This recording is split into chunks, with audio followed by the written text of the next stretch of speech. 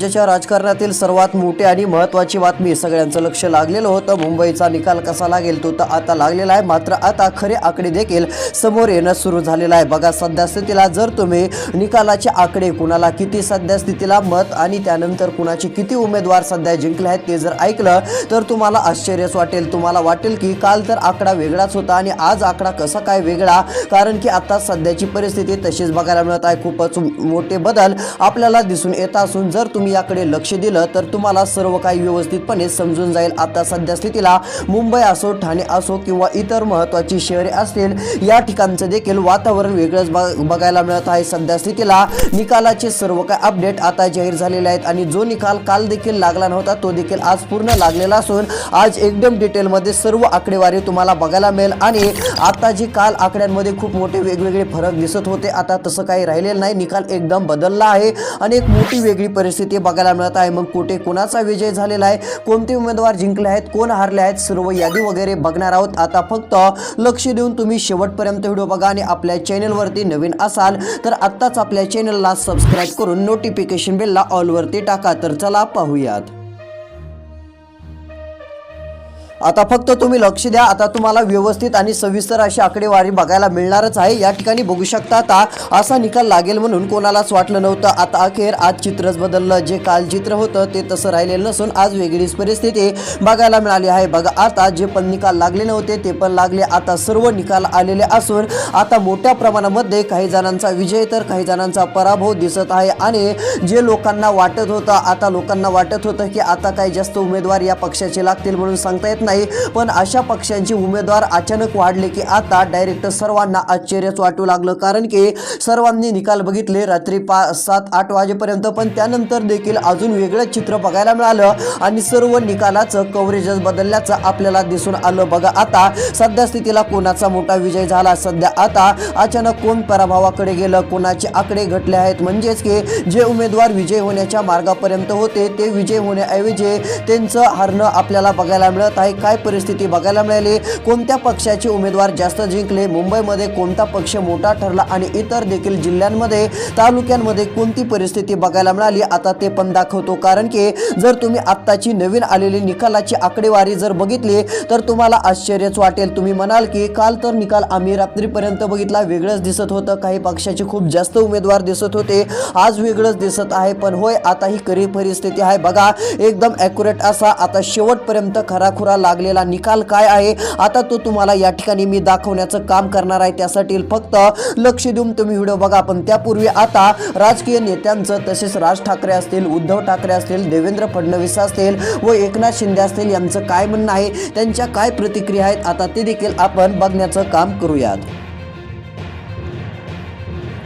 बघा या ठिकाणी महत्त्वाची अशी माहिती आपल्याला समोर आल्याचं दिसत आहे। आता सविस्तर घडामोड या ठिकाणी आपण जाणून घेण्याचं काम करत आहोत। इकडे बघू शकता सध्या जर विचार केला तर आता महत्त्वाची आणि नवीन अशी अपडेट आपल्याला स्पष्टपणे समोर आल्याचं दिसत आहे। या ठिकाणी बघा एकंदरीत जर विचार केला तर आता राज्यामध्ये वेगळंच निकालाचं चित्र दिसून आलं सध्या स्थितीला। आता सर्वात आधी आपण जिल्ह्यानुसार परिस्थिती बघूया, त्यानंतर बघा मुंबईमध्ये अखेर मोठा विजय आपल्याला बऱ्याच पक्षांचा बघायला मिळाला आहे। म्हणजेच की आता काल तर बऱ्याच जणांना वाटलं असेल भाजपालाच खूप मोठे आपल्याला आघाडी बघायला मिळाली, पण तसं नाही। त्या पाठोपाठ देखील मोठे पक्ष अचानक त्यांचे उमेदवार जिंकले आणि रात्रीच खेळ बदलला, अशी स्थिती झालेली आहे। मग आता कोणत्या पक्षांचे जास्त उमेदवार मुंबईमध्ये बघायला मिळत आहेत आता ते पण तुम्हाला दाखवणार आहे। या ठिकाणी बघा तुमचं मत काय आहे आम्हाला ते देखील नक्कीच कळवा। सध्या जर विचार केला तर आता मुंबईमध्ये कोणता फॅक्टर जास्त कामी आला तर बघा विकासाच्या कामाला देखील काहींचं मत असल्याचं सध्या दिसून आलं। म्हणजेच की काही भाषण विकासावरती होते तर काही भाषणांमध्ये मराठी संदर्भातील मुद्दे होते, म्हणजे आपापले एक मुद्दे मांडण्याचं सर्वांनी प्रयत्न केलं। पण त्यातील एक भाषण आदित्य ठाकरेंचं पण एक बघायला मिळालं, त्यांनी पण बराच विकासाचा मुद्दा मांडला, त्यांनी काय काय विकास केला, कोस्टल रोड बाबत देखील आदित्य ठाकरे यांनी माहिती दिलेली होती, त्यांनी देखील सांगितलं की आम्ही हे केलेलं आहे। त्यानंतर त्यांना प्रत्युत्तर देताना फडणवीसांनी सांगितलं की आम्ही पूर्ण केलेलं आहे। अशा प्रकारचे देखील मुद्दे हे यावेळेस मुंबईच्या राजकारणामध्ये खूपच चालू लागले आणि हे मुद्दे देखील राजकारणामध्ये खूपच प्रभावी ठरल्याचं बघायला मिळालं। सध्या जर विचार केला तर इकडे बघा जी उद्धव ठाकरेंची शिवसेना आहे ती देखील या ठिकाणी आता मोठ्या आकडेवारीने पुन्हा एकदा समोर आली आहे। बघा, दिवसभर वेगळं चित्र पाहायला मिळालं, पण अचानक बदललं आणि आज खरी आकडेवारी समोर आल्यानंतर कळालं की ठाकरेंची शिवसेना ही देखील आता खूपच पुढे आकडेवारीनं गेली आहे। आणि एवढंच नाही तर बघा, आता भारतीय जनता पार्टी हा पण सर्वात मोठा पक्ष म्हणून आता ओळखण्यात येत आहे। पण आता सध्या स्थितीला आकडेवारीचं चित्र बदललं आहे। जे उद्धव ठाकरे आणि राज ठाकरे यांची देखील आता आकडेवारी अचानक पुन्हा नंतर वाढली होती आणि भारतीय जनता पार्टी या पक्षाची देखील आकडेवारी आपल्याला बरीच पुढे देखील बघायला मिळत आहे। तर चला, नेमका काय बदल झाला तर बघा, आता सध्या स्थितीला जर विचार केला तर आकडेवारी अशी आहे की यामध्ये आपल्याला खूप मोठे बदल मिळत आहेत। सध्या स्थितीला सोलापूरचा विचार करू, सोलापूर जिल्ह्यामध्ये शिवसेना अजित पवार यांचे आपल्याला 5 उमेदवार विजयी झाल्याचं बघायला मिळालं, तर काँग्रेस शरद पवार आणि पवार ठाकरे यांचे 2 अशी परिस्थिती बघायला मिळाली। पण बघा, नांदेडची परिस्थिती काय आहे आपण ते बघूयात। त्यानंतर मुंबईमध्ये अचानक कस काय आकडेवारी बदलली आणि कस काय एवढा मोठा बदल झाला, कारण की आकडेवारी कशाने बदलली तर उमेदवार बरेच जिंकले, जे जिंकतील असं वाटत नव्हतं, कारण काही उमेदवार खूप पुढे विजयाच्या आकड्याने दिसत होते, पण अचानक त्यांचे आकडे कमी झाले आणि बरेच उमेदवार जिंकल्यास देखील बघायला मिळालं। रात्री बराच जे आहे ते विचार जर केला तर बराच आकडा बदलल्याचं दिसून आलेला आहे। बऱ्याच जणांना वाटत होतं की आता काय आकडेवारी बदलणार नाही, जसं आहे तसं सर्व काय राहील, मात्र तसं नाही। एकदम काही पक्षांचे उमेदवार मोठ्या प्रमाणामध्ये जिंकून आले आणि काही पक्षांचे उमेदवार जे जिंकण्याच्या मार्गावरती होते ते अचानक पराभूत झाले, मोठी हार त्यांची बघायला मिळाली, अशी पण परिस्थिती दिसून आलेली आहे। बघा, आता आलेल्या माहितीनुसार सविस्तर आकडेवारी या ठिकाणी आपण बघूयात। या ठिकाणी बघू शकता नांदेडची परिस्थिती बघूयात। नांदेडमध्ये भाजपचे 55 या ठिकाणी उमेदवार जिंकलेले आहेत, भाजपाला सर्वात मोठं यश मिळालेलं आहे। त्यानंतर शिवसेना 12, NCP 0, शिवसेना उद्धव ठाकरे 0, MIM 14, त्यानंतर काँग्रेस 0, NCP SP 0, वंचित 0 आणि इतर 0 अशा प्रकारची स्थिती नांदेडमध्ये बघायला मिळाली। म्हणजे नांदेडमध्ये किंगमेकर कोण ठरलं तर किंगमेकर भारतीय जनता पार्टी ठरली, भाजपा पक्ष ठरला। त्यानंतर शिवसेना आणि MI हे देखील किंगमेकर ठरल्याची परिस्थिती बघायला मिळाली।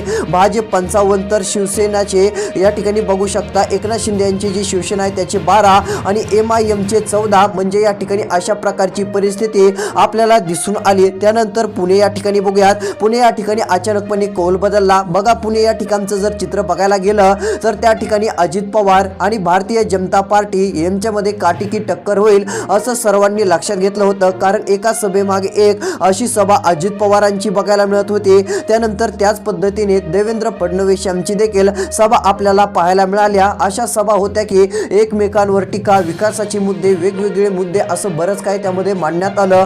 खरा विकास होण्याचा कुणी केला हे देखील सांगण्याचं बऱ्याच जणांनी प्रयत्न केले।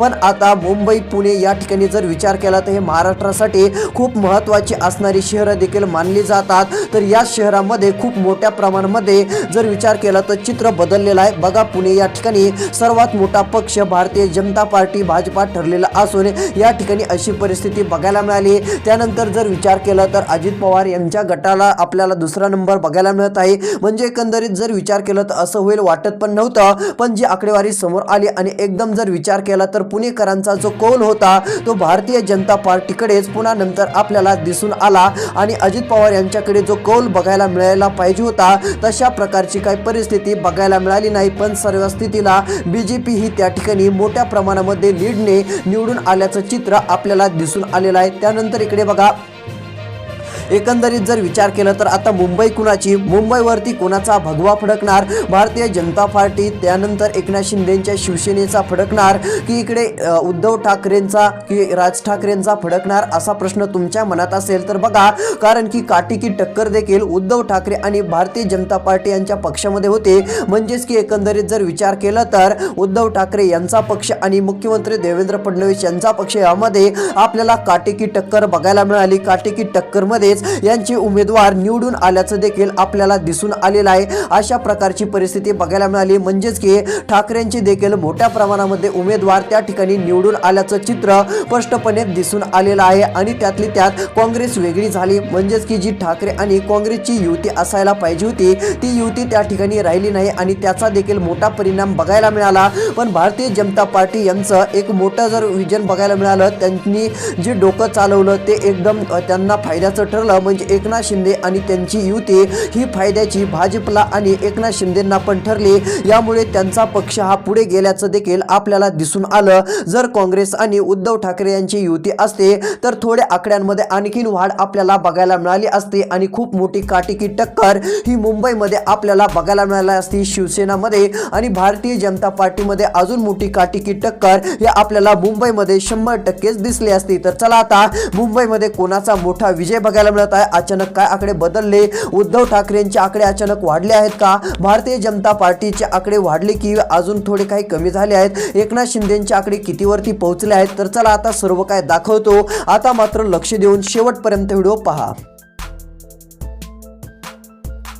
बघा आता या ठिकाणी जर विचार केला तर भाजप आपल्याला 44 वसई विरारमध्ये बघायला मिळत आहे। वसई विरारमध्ये या ठिकाणी दिसून येत आहे शिवसेना 1, एनसीपी 0 बघायला मिळत आहे, शिवसेना उद्धव ठाकरे 0, बघूया 69, त्यानंतर काँग्रेस 1, मनसे 0, एनसीपी 0 अशा प्रकारची स्थिती आपल्याला पाहायला मिळाली। पण सध्या स्थितीला जर विचार केला तर आता परभणीचा विचार केला तर परभणीमध्ये काँग्रेस प्लस ठाकरे यांची युती आहे। या ठिकाणी 37 त्यांचे उमेदवार निवडून आलेले आहेत, तर अजित पवार आणि शरद पवार यांची युती 11 या ठिकाणी त्यांचे निवडून आल्याचं आपल्याला बघायला मिळालं आहे। त्यानंतर जळगाव बघा, जळगावमध्ये सर्वात मोठा पक्ष भाजप ठरलेला आहे। या ठिकाणी भाजपचे 46, त्यानंतर एकनाथ शिंदे दुसऱ्या स्थानावरती असून एकनाथ शिंदेचे 22, एनसीपी राष्ट्रवादी अजित पवार गट 1, शिवसेना उद्धव ठाकरे गट 5, काँग्रेस 0, मनसे 0, एनसीपी 0, वंचित 0 आणि इतर 1 आपल्याला असं बघायला मिळत आहे। त्यानंतर आता मुंबईचा काय रिझल्ट आहे बघा, मुंबईची खरी आकडेवारी आता जाहीर झाली आहे। तुम्ही जर ही आकडेवारी बघितली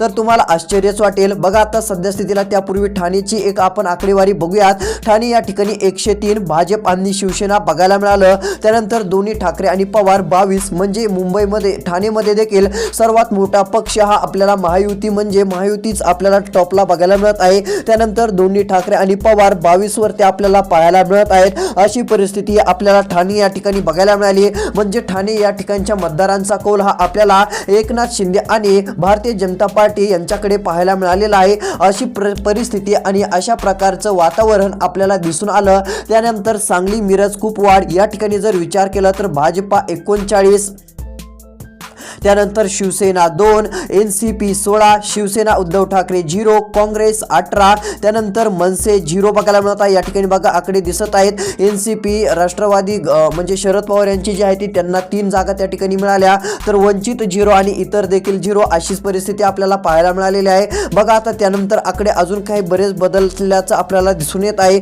भाजपा 89 देखील आपल्याला बघायला मिळत आहे। म्हणजे मुंबईची देखील वेगळी परिस्थिती आता दिसून येत असून मुंबईचं नेमकं काय चित्र आहे, तर चला नेमका मुंबईचा खेळ कसा पलटला, नेमके आकडे कसे पलटले, मुंबईकरांनी अखेर कोणाला निवडून दिलं हे देखील आता आपल्याला स्पष्टपणे दिसत आहे। काटेकी टक्कर कोणामध्ये होती, नेमक्या पुन्हा नंतर आकड्यात काय बदल झाला आणि खरोखर आकडे आहेत ते नेमके आजचे ताजे काय आहेत आणि कुणाचे उमेदवार जास्त यशस्वी ठरले, कोणत्या पक्षाला जास्त यश मिळालं। आता चला सर्व काही तुम्हाला मुंबईच्या आकडेवारींचा हिशोब दाखवतो। आता फक्त 1 मिनिट लक्ष देऊन शेवटपर्यंत व्हिडिओ पाहत चला।